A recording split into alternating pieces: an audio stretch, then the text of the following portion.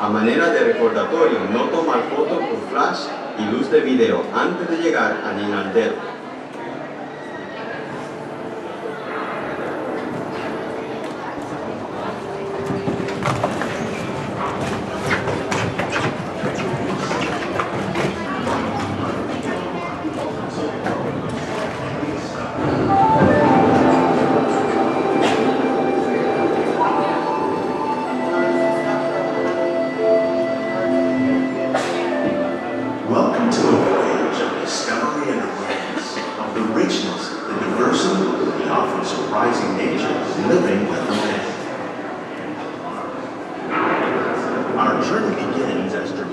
Sudden changes are sweeping over the land. The approaching storm may seem violent and destructive to us, but to nature, it's a new beginning in the cycle of life.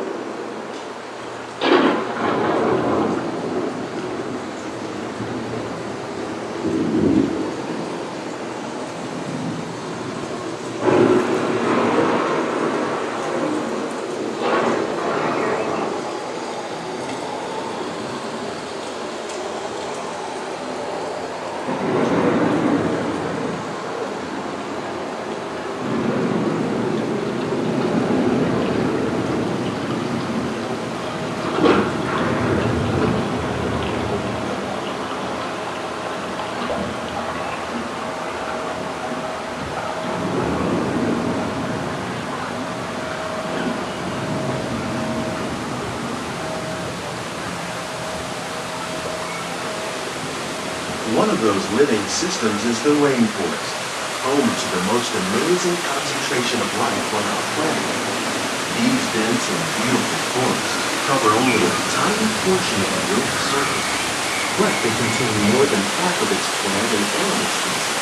Rainforests are also extremely rich and productive living systems, providing us with oxygen, food, medicine, and other elements essential to our lives.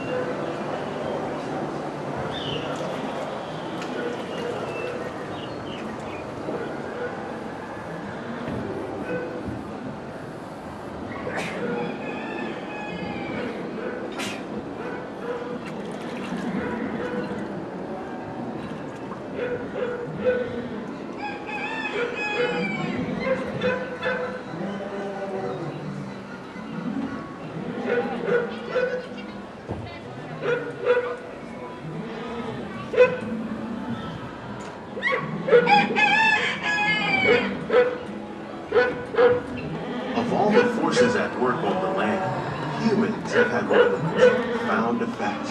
The need to produce food for a growing world led to the enormous use and sometimes overuse of the land. In our search for more efficient ways to grow food, we often fail to realize the impact of our methods.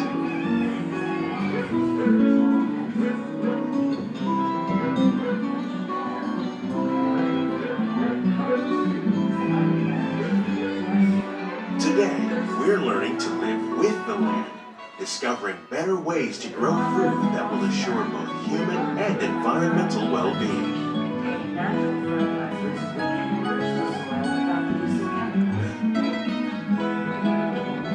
In Saudi Arabia and Mexico, we're learning to produce food on desert seacoasts by developing and planting crops that thrive on salt water. Here at EPCOT, we're learning to reduce the need for pesticides by using natural predators like ladybugs and wasps to control pests.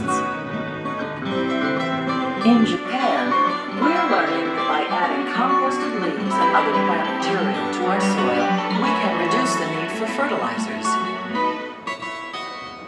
In farmlands across America, we're learning that by plowing under vegetation containing natural fertilizers, we can reduce the soil. How will we meet tomorrow's growing needs for food production, yet still respect the needs of the land? Some of the answers are being discovered just ahead. To help us maintain these carefully controlled ecosystems, and for your safety, please remain seated in your boat at all times.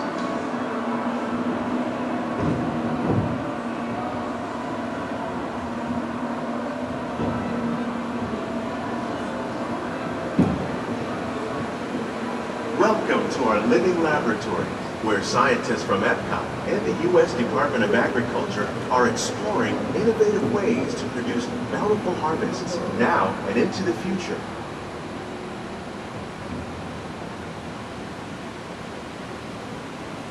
The tropics are home to the greatest diversity of plants on the planet. Many of these, like papaya, bananas, cacao, coffee, and rice, are well known around the world. These are just a few of the edible plants that have been an important source of nutrition for people living in the tropics. Many are rich in vitamins and minerals, while others are well adapted to growing in less than ideal conditions. Some, like the water lily, thrive in wet, swampy areas and waterways. All parts of this plant, even the flower petals, are edible. The starchy root of the plant has long been used to make flour for baking.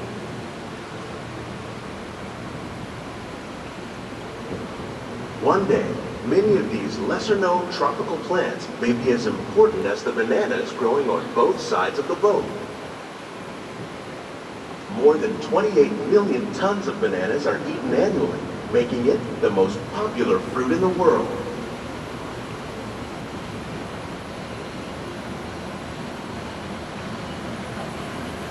I want to get a banana tree.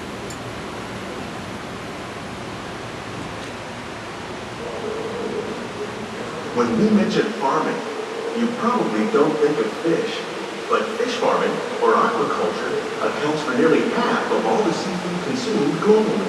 Tilapia, bass, and catfish, like the ones you see here, are three of the more popular crops raised by fish farmers.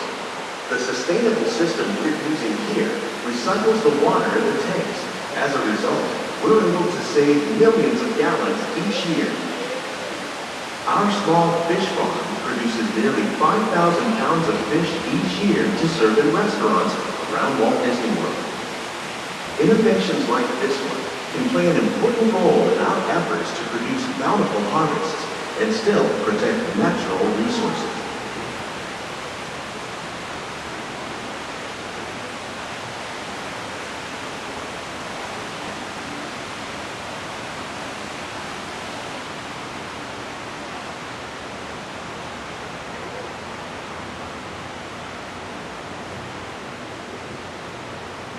While there are more than 50,000 edible plant species in the world, most of us are only familiar with the handful that make up our everyday diet. The common grains growing here, wheat, maize, sorghum, and millet, plus rice, account for nearly 2/3 of our global food consumption. Learning how to increase yields of these staples is an important goal of research around the world.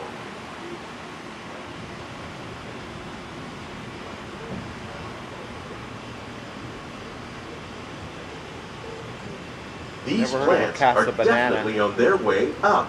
Innovative growing techniques like these increase yields while more efficiently using resources like water, fertilizer, and pesticides. Another innovation at work here is our integrated pest management program.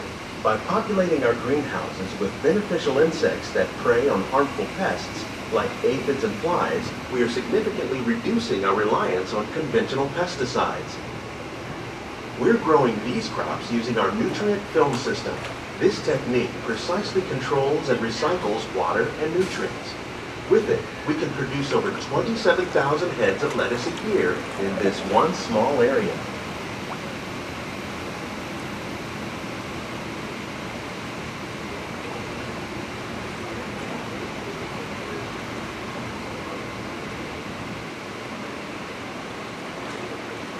Some of our best ideas have been inspired by nature, like these fruit and vegetable trees. By growing these ground plants vertically, we can increase yields and better control diseases. These crops taste as good as they look. In fact, we serve more than 15 tons of produce from our greenhouses in restaurants here at the land every year.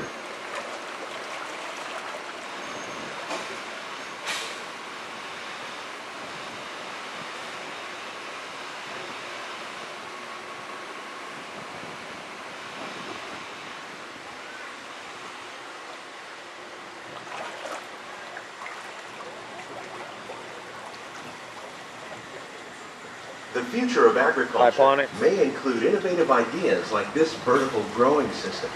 Plants grown in this way use a fraction of the space required by traditional growing methods. That saves water and increases production.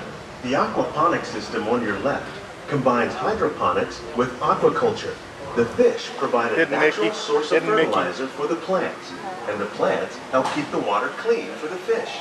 It's another great way to produce more while using less. In our lab, EPCOT scientists are working with the U.S. Department of Agriculture on a number of innovative projects. The goal of these efforts is to produce higher yielding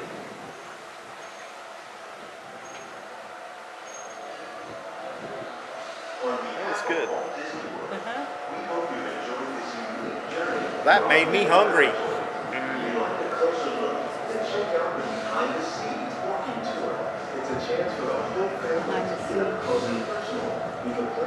These greenhouses represent just a fraction of the work being done worldwide to produce bountiful harvests for our growing population. Scientists, farmers, and even backyard gardeners are doing their part to improve the quantity and quality of foods that we all rely upon. Together, we can continue to find more ways to increase food production and protect our precious natural environment. Only then will we truly be living with the land.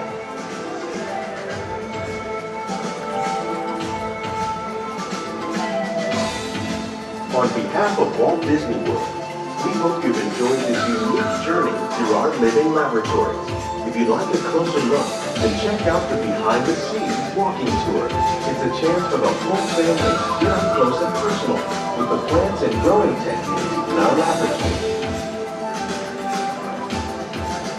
Please keep your hands and feet inside the boat and remain seated until the boat comes to a complete stop.